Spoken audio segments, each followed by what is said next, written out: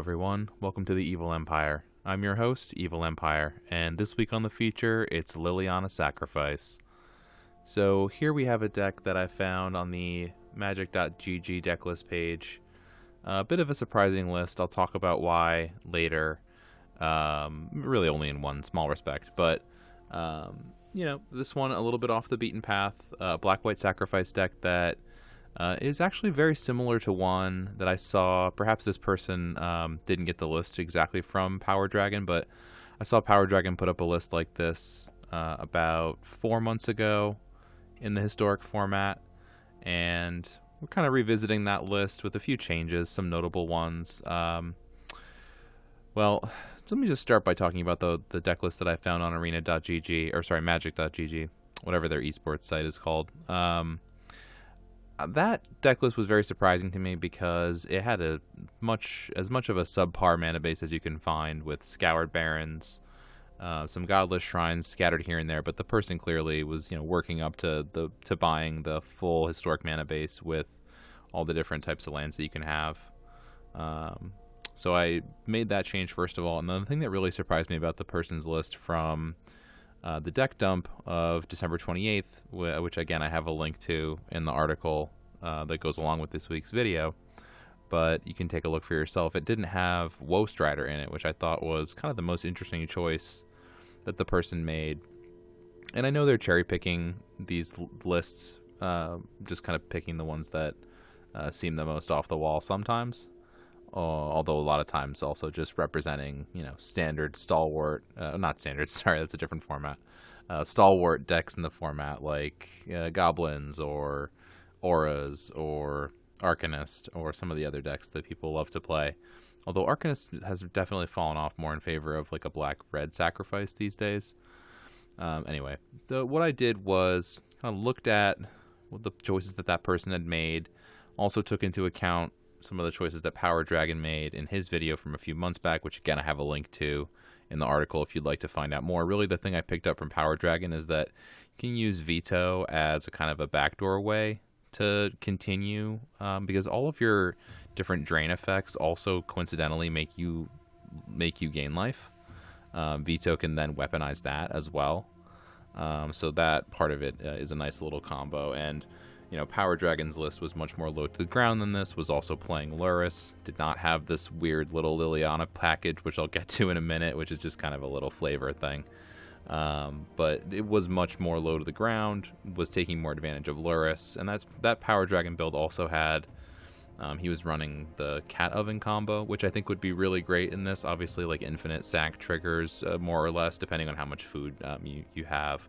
Getting a lot of sack triggers off of the Cat Oven combo would be another really effective way to make this deck highly competitive. But what I think I'm going for here more so is just something that's kind of fun and silly to play on ladder, like thus the 3 Liliana package and all fun ofs at that. And I just think that Liliana is really one of the coolest planeswalkers, along with Nissa. My personal favorites are those two, and black and green are really my favorite colors as well. But this whole build is really centered around the fact that in Historic we have a number of different kind of drain gain Blood Artist effects, which they're often called in the Commander format, with Bastion of Remembrance and Blood Artist, Cruel Celebrant, all these things, along with Veto, with our different sacrifice options in terms of Priest of Forgotten Gods as one sack outlet. We're running a couple of Phyrexian Tower for other sack outlets. We have some ways to, along with R3 Woe Strider, which I was really surprised wasn't in the deck initially, because it's just a free sack outlet and something that you can escape from the graveyard if you have nothing better to do, which sometimes you really don't. And then also thinking about other good sacrifice fodder. When you can attack with a Scrap Heap Scrounger, it's a good one to kind of throw in the yard. Recur at instant speed, another mana sink in the deck that allows us to, exile another creature from our yard and just kind of get a little value out of it. The recursion of Scrap Heap Scrounger is super valuable in this deck, because the more times we get to sack, the more we just drain our opponent right out of the game. And we have so many redundancies in this effect that I was actually going to trim Cruel Celebrant a little bit, because I find it the hardest one to cast out of all of them. Just because you have to have both colors, so go down to 2 of that, but still maintain a total of 10 different drain gain effects, and even 11 if we're counting veto, along with those drain gain effects, it can really add up quickly and drain out our opponent from even a high life total. But certainly, you know, we're going to be attacking the opponent's life total, so if that's not something that the opponent cares about because they're a Neostorm combo deck, you know, we're going to have to be pretty quick to get those type of decks. Anyway, we're going to take it through the historic ladder, see how it runs, and this one maybe a little bit more mid-range, where Power Dragon's version was a little bit more low to the ground, looking to use Luris and play things out of the graveyard, which is certainly something I considered. Playing this deck, Luris would be a great choice to just main deck, but we'll see how it goes. Yeah, it's a pretty good looking hand. I think we'll keep it.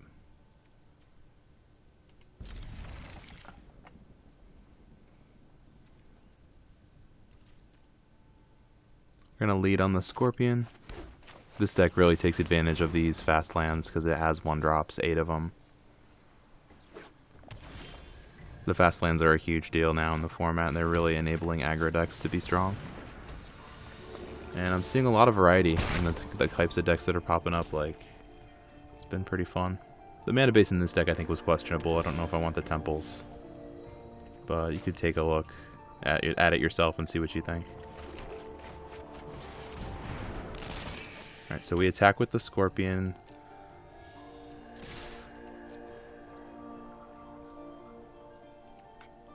Whoops, we didn't want to attack with Priest. We wanted to leave Priest open. It doesn't really matter, though, I don't think. We're not going to have anything to kill with Priest out of this deck. It's like some kind of flash deck, maybe? It's interesting. This.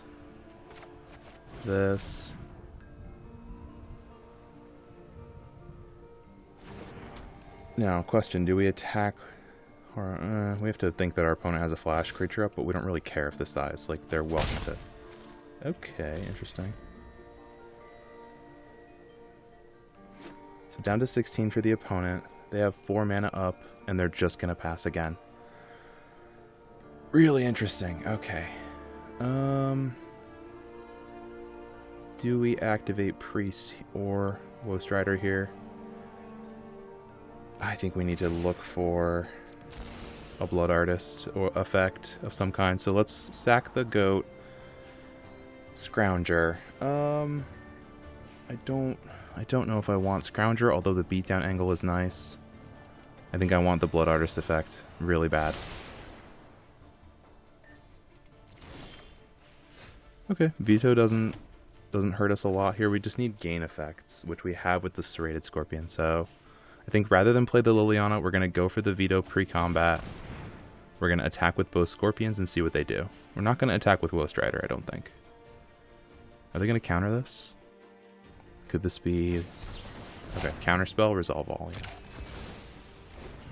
Not a big deal. We'll mill a few cards. Okay, we get a Blood Artist in there. It'd be nice to get a Reanimator effect like out of our 5 mana Lily. Anyway. They've used most of their mana, so let's just attack with these.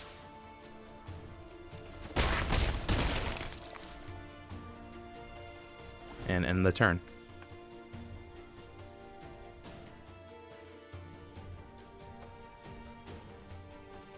Okay, they're going to leave mana up again.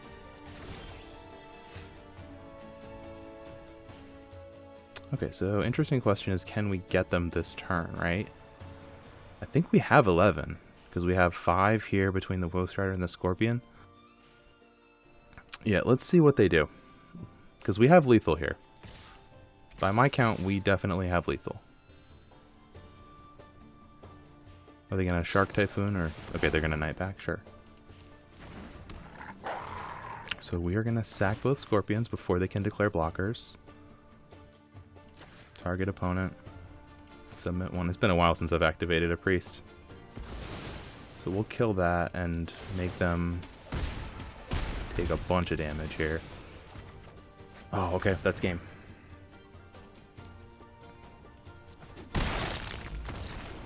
Yeah, they even gave it up because they knew. Alright. Well, it's missing a Blood Artist effect or any 2-drop. So, I mean, I'm going to keep it, but it's definitely a risky keep. Because we're really going to try to mulligan to find one of those Blood Artifacts, but...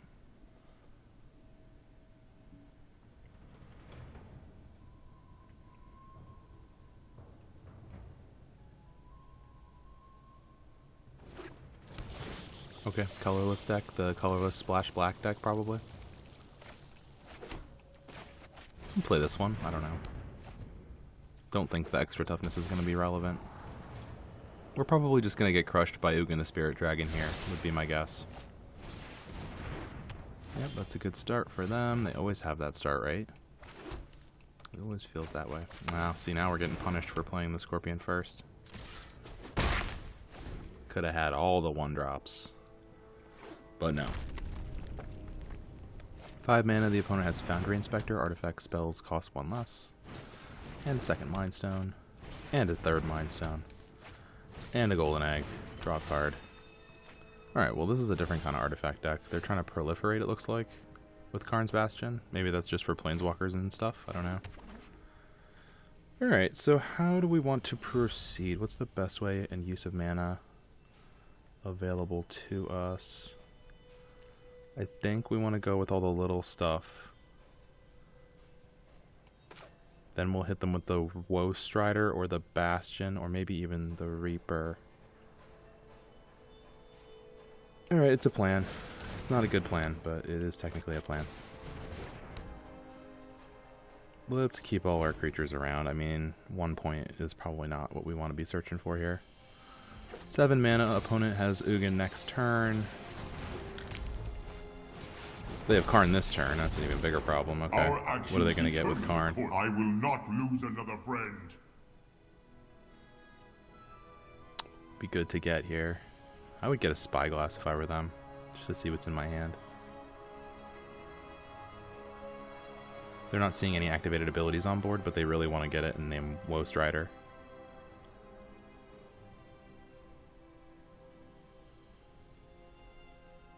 I think we can take down Karn next turn. But we're going to have to lose... Okay, they're just going to get the Monument? Sure. Okay, so gain some life.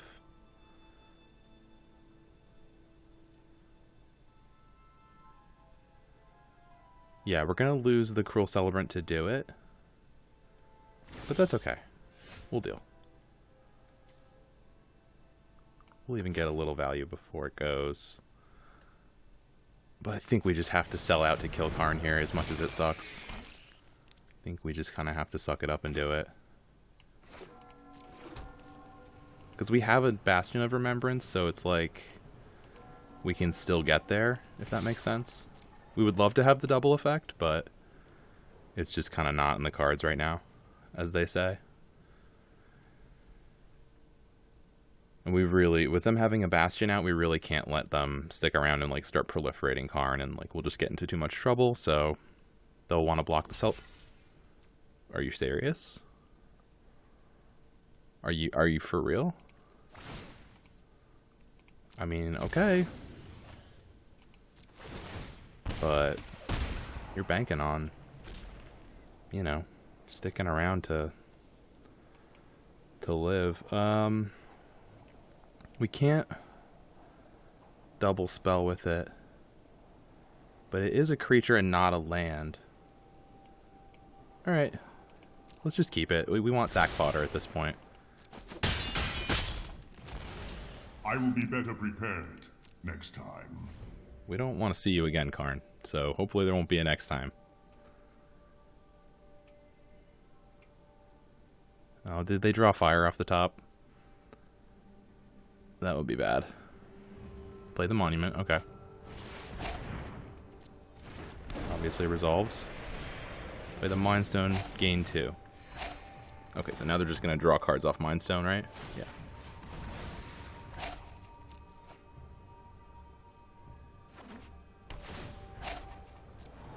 Okay, so that's about the billion D mana that the opponent has.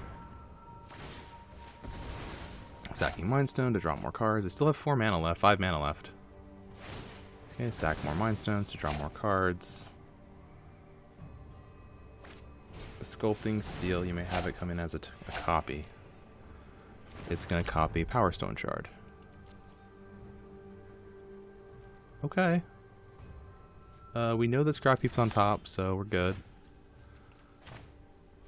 Do we want to draw or drain? I think we need cards, right?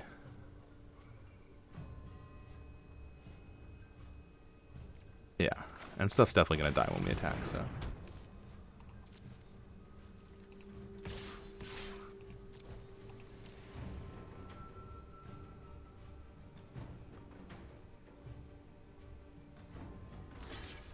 Yep. Most predictable block on Earth. Okay, so non-token dies. We get to draw. Yeah, okay. Mothra's exactly what we want here. Another land? I don't think so. Alright, opponent, do your worst. It's gonna be pretty bad, I think. Oh, I don't like the way they're tapping. Okay, well, they're just drawing for now. Just, you know, all those cards. It's okay. Okay, idle, we don't mind that too much. Although, yeah, the life gain is super annoying, right? Because our deck cares so much about their life total. Cryptic Caves, they can draw off that. Okay. Man, it's amazing how much card draw this deck has, right? Okay, the Forge is probably the death knell. Now they're just going to start playing stuff off the top.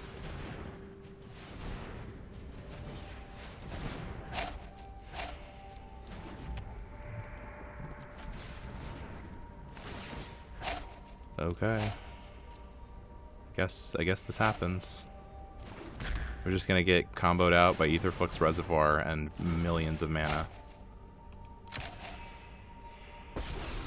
Yeah. They're main decking the Reservoir, and they just found it too, and now they're gonna go grab whatever they want with Karn. So probably a Spyglass on the Strider. No, Sculpting Steel. For what? Okay, they're there. We're dead. Sometimes you lose to Aetherflux Reservoir, you know?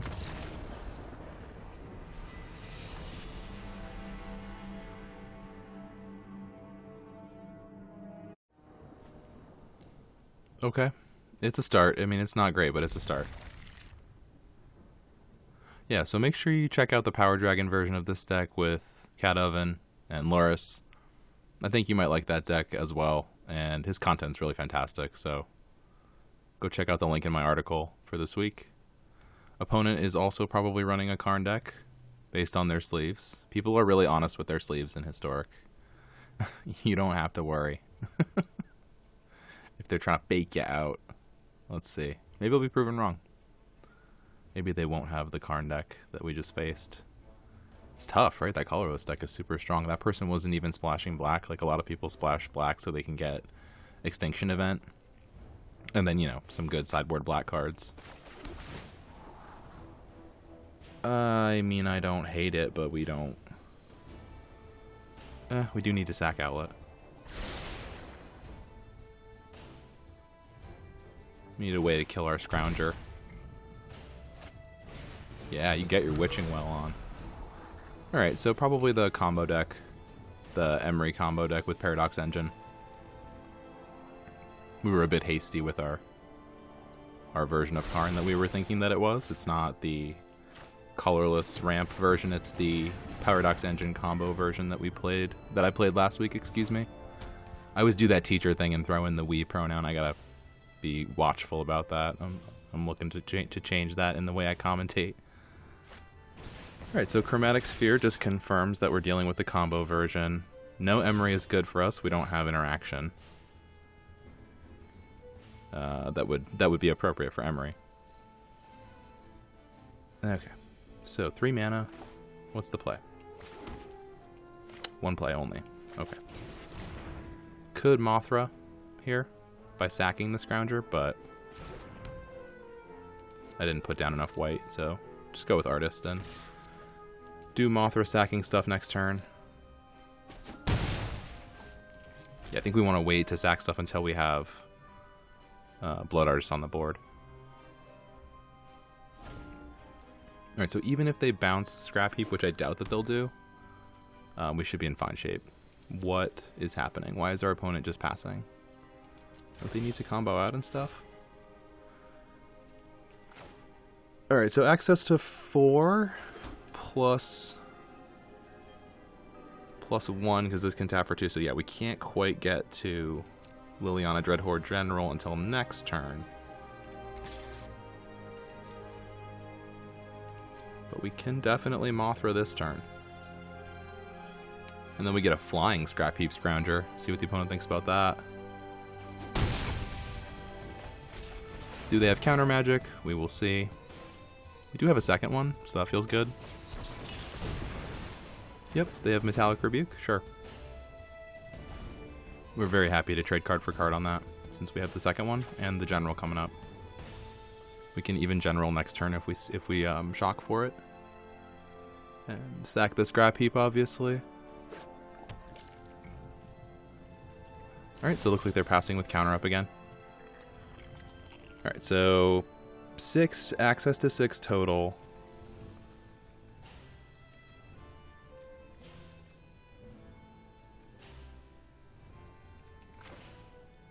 We can pay for it, can't we? Yeah, we can pay for the Rebuke on the Midnight Reaper if we do that. So let's attack first so we don't have to give up our 3 damage from the Scrounger. Assuming that they have another Metallic Rebuke, I think this is the play, right? We just attack in. They won't have an answer to the attack. We'll do this. Leave the, yeah, make sure to leave the tower up here. If they rebuke, which they don't. Okay. So only 3 left. We're done.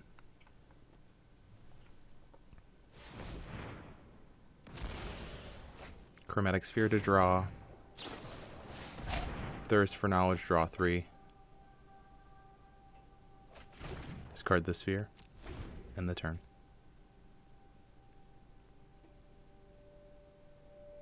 Okay, so Paradox Engine comes down here perhaps.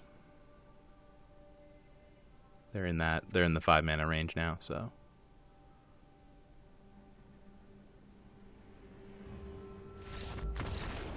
Okay, looks like they didn't have a way to beat us. Oh, sorry, to beat me. There we go again with that.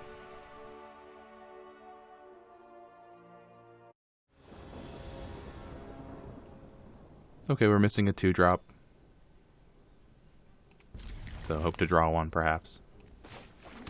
Courtyard Witness, go. Into very sad Swamp Pass. Crap, that's not good. Alright. So we really want to get rid of this Soul Warden, and we're probably just not going to be able to. Because they're going to be able to sack their 2-drop to whatever we play here. Yeah, okay. Well, it's interesting, right? Because thing is, if we hold out... I don't know. I don't know if it's worth it. Nope, can't do that. Let's see what they play for their 3rd turn, and we'll make a decision when they play that. Yeah. Well, that's a big stinking problem, isn't it? Yeah, okay, resolves, but we're gonna have to get something real dead with Liliana, so we need these both in the graveyard, at least, to kill the Soul Warden.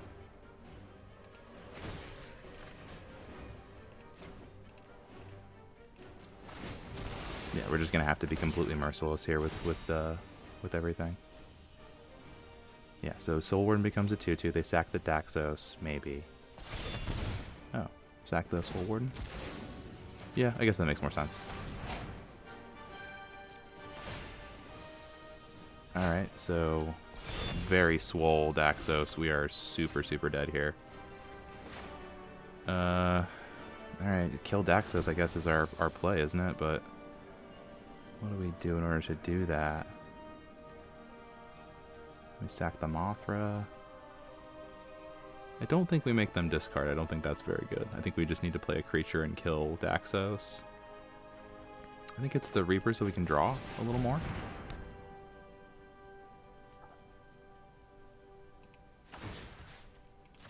So yeah, we'll just have to main phase this right now.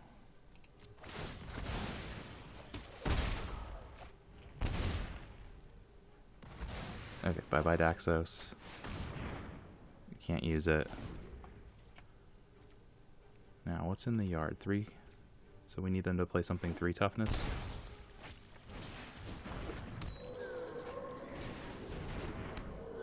Okay, we can get that with Liliana. I mean, we get one of them with Liliana. So, feels good.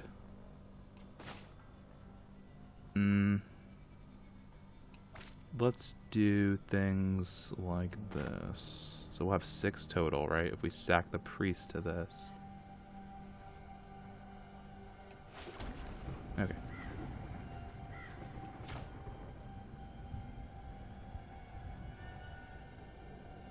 No. We need to do it now. If we're going to do it, we have to do it now.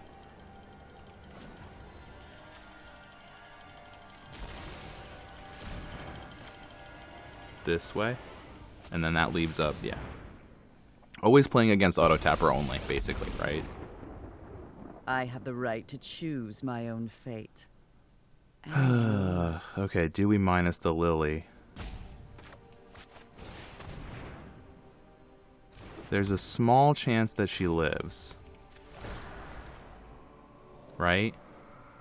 The smallest of small chances that she lives here. I grow strong. Depends basically if they have You removal or grow not. weak. Or they have a way to gain life and stack another counter on them. Okay, that doesn't gain life. Or turn on Heliod. That's the other thing they can do, right?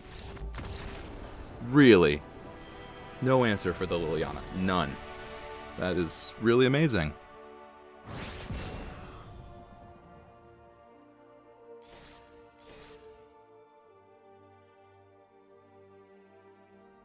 Okay, we have double blood artist effects, so that's a keep.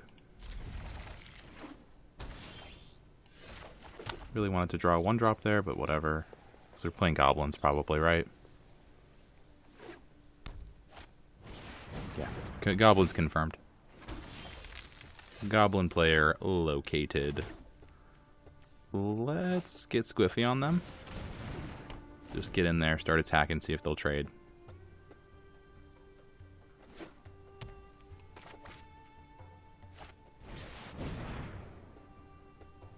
Autumn Burchette's influence on the meta. Located.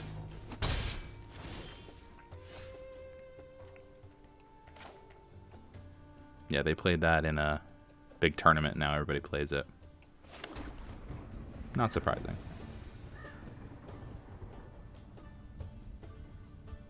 So it's got to be one of the 3 mana plays to use mana most efficiently. But it is kind of tempting to, like, attack, sack it, go for the 4 mana play with Scrap Heap and Blood Artist.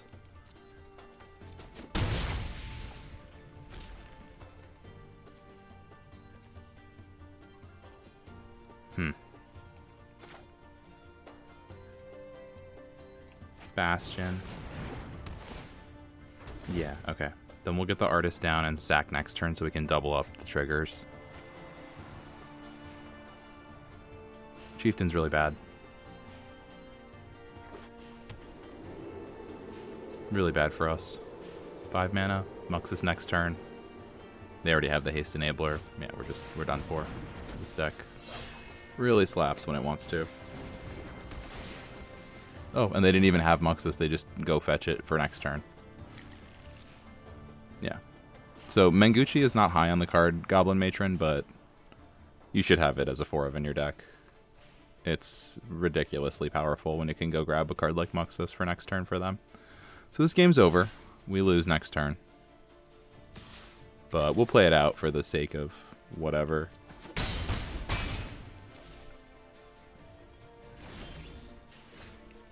Okay, it's interesting, but we still lose.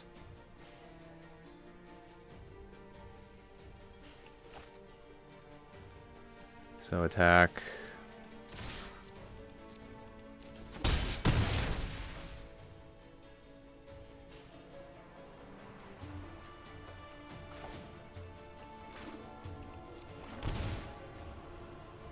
Pay 2 life to get the Godless Shrine. We now have access to 5 mana. Blood Artist.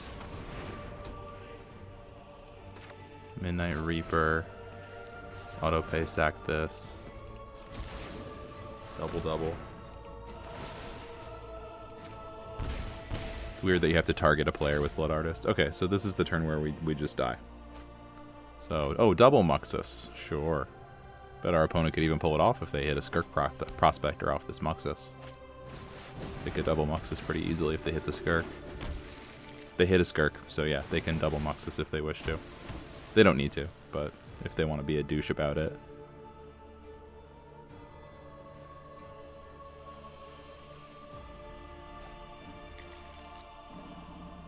Yep, winning board state located for the opponent.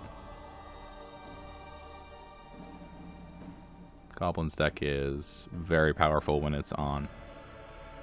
If you're controlling it with a lot of board wipes, a lot of spot removal, maybe, but on ladder, it's about the most powerful thing you can do with creatures, that is.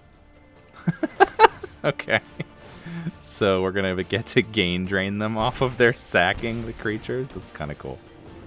You gotta love Blood Artist, right? I mean, Blood Artist giving us a chance in this game because the opponent wanted to get greedy. Now, they're going to stop sacking creatures and just win now.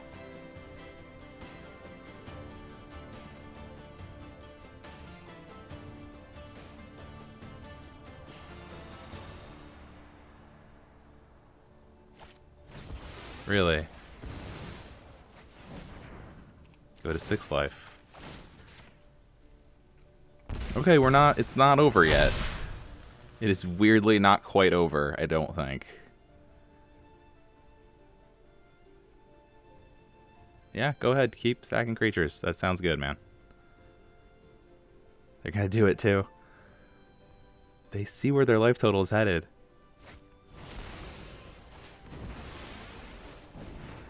Yeah, I mean, that's a legal play, but you're getting awfully low. Now, we block the Muxus, but we take the lethal, I think. 7. 13. Alright, so here. And here. 12. 13, 14, 15. 19. Yeah, so if we block this way, we live.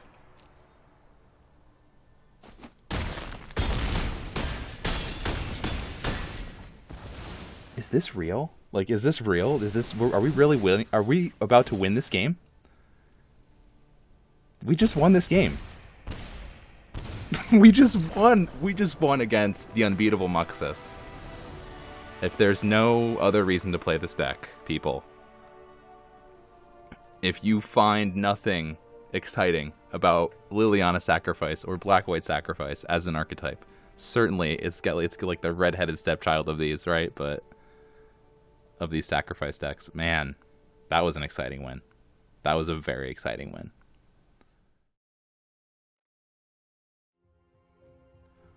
So I'm back with Black-White Sacrifice, Liliana Sacrifice, as I'm calling it. This deck performed very well. The redundancy of the effect, having 10 different Blood Artist effects, 11 if you count Veto, the damage from that, the loss of life, and then the gain life on our part, really made a Salty Goblins player in that last match of the set. That last game was just a really excellent illustration of how powerful Blood Artist is as a card. Every time they were sacking one of their own creatures, they're inadvertently giving us life and draining their own life total to the point where it got so low they went in for the all-in attack and had nothing left at the end when we were getting our last death triggers and draining them for those last 4 life points. I really enjoyed that last game. I feel like Muxus sometimes feels like an overpowered deck, but here you have a way that you can use Blood Artist and other drain gain effects to take advantage of the fact that part of their combo in their deck, when they do go into combo mode and they start playing a bunch of creatures off the top with Snoop and using lots of mana with Skirk Prospector, making lots of mana by sacking goblins, one of the weaknesses that has is if you can make the death triggers hurt them with a Blood Artist. So Blood Artist showing that it's a very strong card because of the way it's worded. So Blood Artist is worded differently than a lot of the other drain gain cards that are out there. in the fact that it does not care whether or not the creature is yours. Blood Artist does not care about who controls the creature, it just cares that a creature dies, just any other creature on the battlefield. And that's why it's been so popular in Commander, especially. That's why it kind of gives its name to the whole archetype of those type of effects. The whole kind of them are just often called Blood Artist effects, even though if you look at the way that they're worded, for example, with Cruel Celebrant, it's worded a little bit differently. You have to control the creature or peer the planeswalker that dies. And that planeswalker part was just because it was in War of the Spark, and War of the Spark had a planeswalker theme, that set particularly. And then again, if you look at Bastion of Remembrance, they've changed the wording of that effect over time because it has to now say you control. Otherwise, it's just completely OP the way Blood Artist can be in certain situations. We didn't really expect to pull out the win. I was really close to conceding against Muxus, but just the fact that I had the wisdom to play Blood Artist the previous turn instead of being foolish and trying to go for something silly like the Luminous Broodmoth that I had, which was certainly very tempting because the card is really strong. But we didn't really get to see the way that Luminous Broodmoth can kind of double up your sacrifice effects, although it certainly can when you get to bring it back with the Broodmoth. And weirdly, we did see some of the power of this Liliana package, right? Like the Liliana that came down for 4 mana and won us the game against our mono white opponent with that little bit of removal. That's really the only removal that the deck even has outside of Priest of Forgotten Gods. This Liliana we didn't get to see, but I would certainly like to see it come out. I think it could be strong, making tokens for sack fodder in the deck. This Liliana is exceptionally strong, and I think even though it doesn't really fit with the theme of the deck, I was just sort of shoehorning in these Lilianas because I like them. I think it does add a nice mid-range dimension to this deck. You can also go lower to the ground with the Luris Cat Oven build that Power Dragon has. So however you choose to approach this archetype, I think in addition to the red-black archetype that's been popularized by Jerry Thompson and others, I think there's also a room for a white-black sacrifice kind of a deck. Although white is not bringing a ton to the party here, we could certainly maybe spice up the sideboard cards a little bit if we were playing best of 3. But mostly we're really splashing the white for the Cruel Celebrant and the Mothra, right? That's kind of it. I mean, this Hunted Witness is an easily replaceable type of card. We could probably find a 1-drop in black that would do the same type of thing. But I think what black-white has to offer maybe is a little bit of extra token creation, just that little bit of that redundancy with Cruel Celebrant, and a whole lot of other token making and those type of effects. So that's going to do it for this week on the feature. This is Evil Empire signing off.